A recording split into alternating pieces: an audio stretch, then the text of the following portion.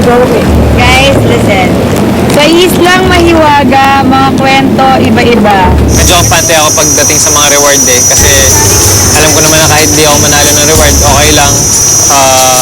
Yung mas importante talaga sa akin yung immunity challenge.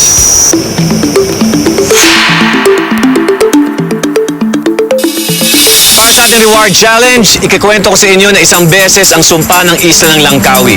Pagkatapos ng kwento, kukunin niyo ang mga sulo, tatakbo papunta sa gubat, hahanapin ang 5 station. Doon sa station, kailangan ipwesto yung sulo, doon sa lalagyan, basahin na malakas ang nakikitang tanong at mamili ng sagot sa 2 basket. Pagkakuha ninyo, may package sa loob. Tanggalin mula sa pagkabalot.